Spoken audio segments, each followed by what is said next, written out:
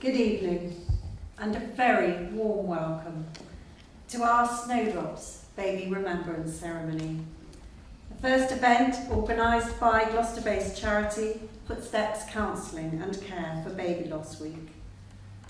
My name is Christina Snell, Community Celebrant, and I will be leading this ceremony of remembrance.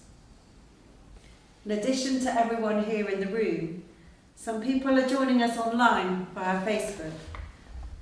Welcome to you all. Just a couple of domestic announcements before we start. Firstly, just to say that this is for the people in the room. We do have a photographer here, but you will not be photographed without your permission, and no photographs will be published without your permission. So we just wanted to reassure you of that. And secondly, there will be refreshments after the ceremony, and we hope you will stay and chat for a while and enjoy those. Our ceremony will be secular in nature, but there will be opportunities for quiet reflection or silent prayer if you wish. It is a chance to pause and step out of our busy lives, if only for a brief time, to give ourselves some time and space to honour and remember the babies we love and carry in our hearts. May I begin by inviting Marianne from Footsteps to say more about why we're here this evening.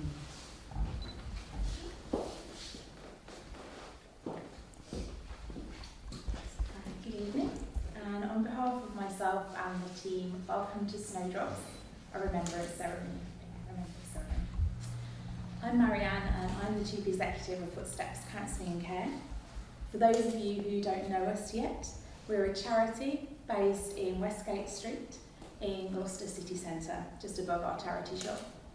We were founded almost 10 years ago and have a vision to support anyone in Gloucestershire affected by fertility or pregnancy-related issues, traumatic birth or baby loss. We do that in person through our one-to-one counselling sessions, peer support groups and online with our website and social media. As a charity, we're reliant entirely on grants and individual donations for our funding. So if you're able to and would like to support us, then you'll find donation envelopes in the keepsake bags that those of you in the room received when you arrived. You can pop your donation in there, or you can leave your name and email address on the back of the envelope and we'll get in touch. There's no requirement to do so, you're all very welcome. For those of you using Facebook or who are watching online, you can also donate by clicking the button on our Facebook page after the ceremony. Back to tonight. In your keepsake bag, you'll find 2 mementos to take away. There's a candle for you to light at home tomorrow if you'd like to join the wave of light. And there are also 2 snowdrop bulbs for you to plant if you'd like to. And for those of you like me who are a bit horticulturally challenged, we'll post a little blog about how to do that on our website over the weekend. Tonight's ceremony was the idea of one of our trustees, Rachel, in the green dress over there, looking a little shy. And I wanted to give her a special thank you for making it happen. And sincerely thank our team of staff and volunteers, some of whom are in the room tonight, who created this event. And for those of you who came along tonight or are watching online, I wanted to thank you for your support. Here in the room tonight, we've got 2 of our qualified counsellors, Hayley and Karen, who just give a little face. I just wanted to let you know that they're there, so if you want anyone in particular to talk to this evening. Everyone is wearing either a t-shirt or a lanyard, so you know who we are. Finally, if you or anyone you know would like to access our services, please do come and talk to us, or you can visit our website, which is footstepscmc.org.uk. Thank you for coming.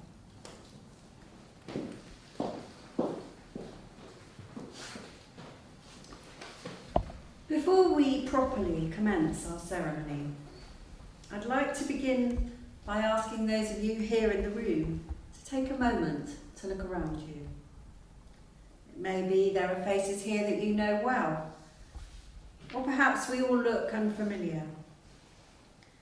Certainly, each of us has an individual story to tell, a unique account of loss and love, of sorrow and suffering, but also in varying degrees of healing, survival and strength.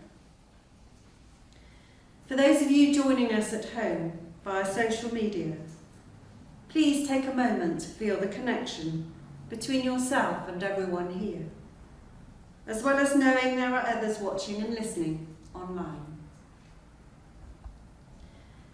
For in this room and the wider gathering, there exists a link that transcends our everyday lives, a silent connection that does not require us to explain or justify ourselves or our feelings, a shared understanding.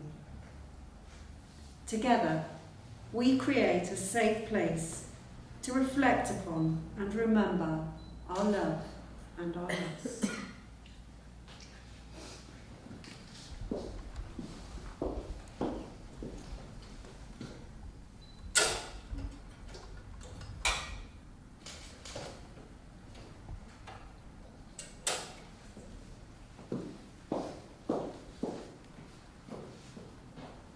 When we lose a baby, at whatever stage of their existence, we understand the value and importance of holding them within our memory.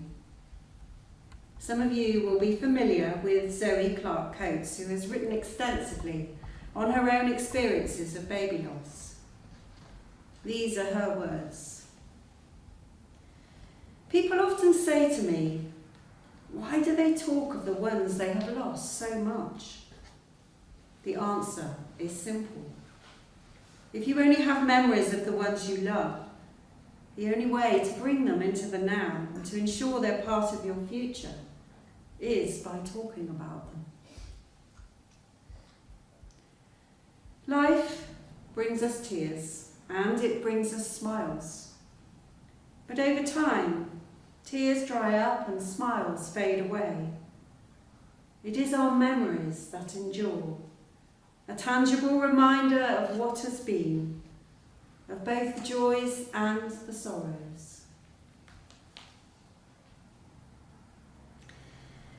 There's an Eskimo proverb that says, perhaps they are not stars in the sky, rather openings where our loved ones shine down to let us know they are happy.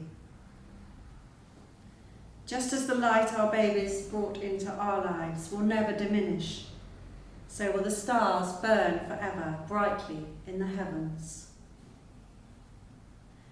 When you arrived this evening, you wrote your baby's names or other symbols to represent them on a star.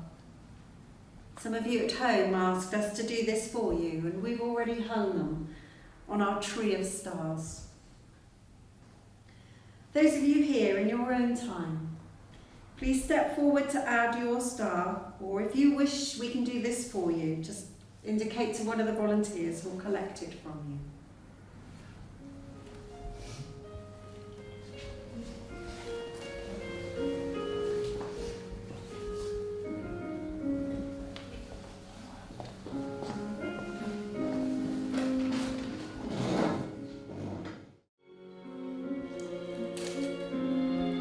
To read the names of some of the babies that we're honouring this evening.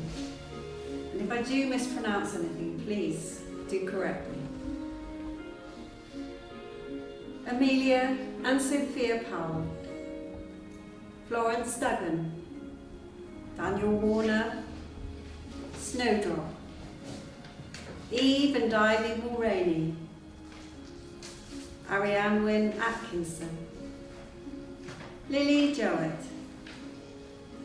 Elsie Mellerup, Aria Louise Sidney Stevens, Sweet Pea and Nailhead, Jellybean, Maisie, Zadding Brown babies, April 2019, March 2020, September 2020. Ruby Brooker, baby Taylor, baby Cox, Amelia Rose, Bo Howell, Rosie Major, Victoria, Rose, Jacoby, Darcy, Jacob, Olivia, baby T, and Rose.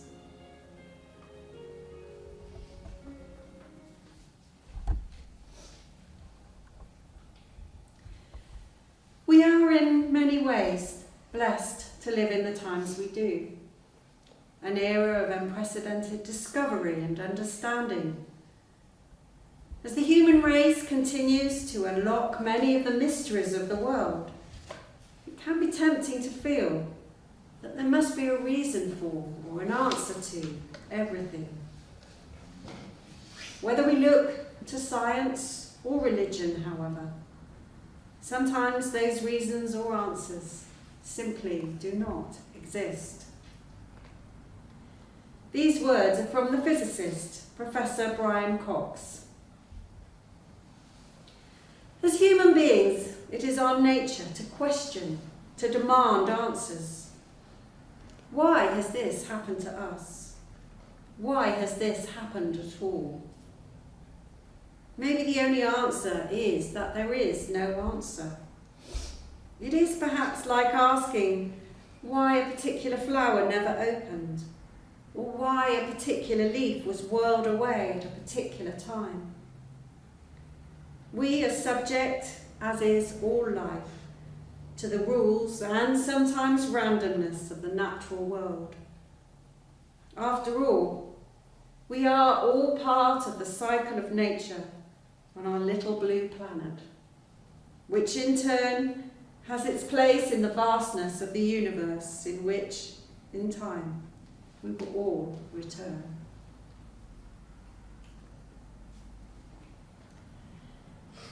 There is a saying that life is a series of moments. Well, whilst that might have merit, it's also true to say that not all moments carry the same weight or have the same impact upon us.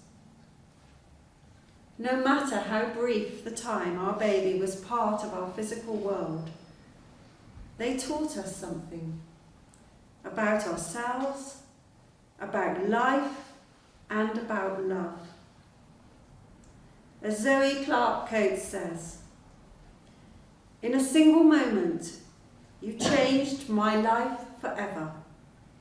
And although you are no longer here, my world is different because you existed." Nor can we assign value by how long those moments last. It was Viktor Emil Frankl, a prominent physician and survivor of the most terrible experiences during World War II, who once said, "We cannot judge a biography by its length or by the number of pages on it. We must judge only by the richness of its contents. Sometimes the unfinished are the most beautiful symphonies." I invite Rachel to step forward.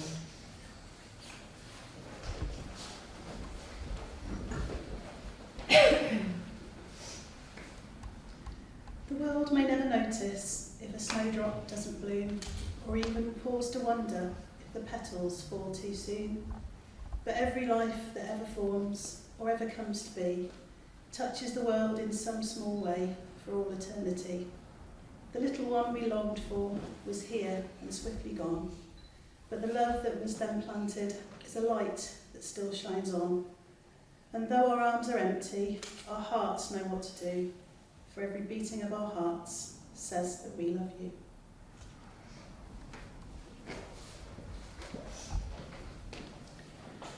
Let us pause now for a while to gather our thoughts quietly or say a silent prayer, holding the names of our babies in our hearts, reflecting both on the joy of their being and the pain of their departing. As we do so, we will listen to a piece of music called Snowdrops by Jacob's Piano.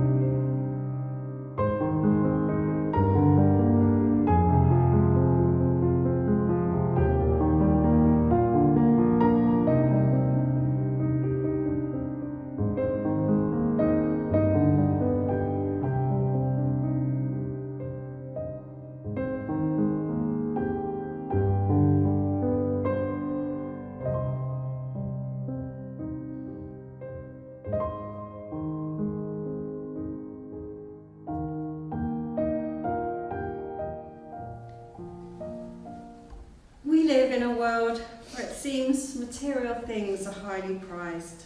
Money, success, a nice house, expensive holidays. Yet ultimately, there is something that transcends all of these: love. In the words of author Helen Keller, who herself experienced loss at a deep level, the best and most beautiful things in the world cannot be seen or even touched. They must be felt with the heart. Our grief is for what is lost, for what might have been. But we can also take comfort from what we had and what was. For in the time our babies were part of this world, however brief, they were surrounded by love. They were nurtured and cared for and wanted for nothing. They never experienced emotional pain or hardship, and they were truly loved every moment of their existence. May I call upon Karen to read for us?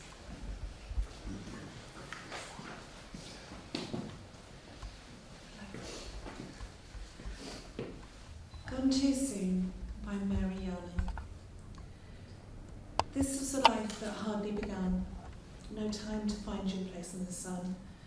No time to do all you could have done, but we loved you enough for a lifetime. No time to enjoy the world and its wealth. No time to take life down off the shelf. No time to sing the song of yourself, though we had enough love for a lifetime. Those who live long endure sadness and tears, but you'll never suffer the sorrowing years. No betrayal, no anger, no hatred, no fears. Just love, only love, in your lifetime.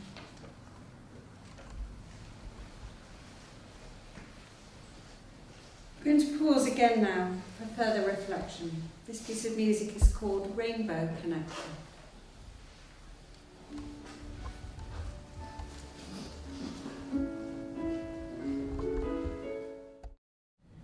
As our ceremony draws to a close, we remember these words from Brian Cox. Our story is the story of the universe. Every piece of everyone, everything you love, everything you hate, and the thing you hold most precious, was assembled by the forces of nature in the very first few minutes of the life of the universe, transformed in the hearts of stars, or created in their fiery deaths. And when you die, those pieces will be returned to the universe in the endless cycle of death and rebirth. The atoms and molecules that form us and our world came from the stars and go back to the stars when life ends. How very softly and gently, our children tiptoed into our world. They could not stay with us, but what an imprint they have left upon our hearts. The peace of the running water to you, the peace of the flowing air to you, the peace of the quiet earth to you, the peace of the shining stars to you, and the love and care of all of us to you.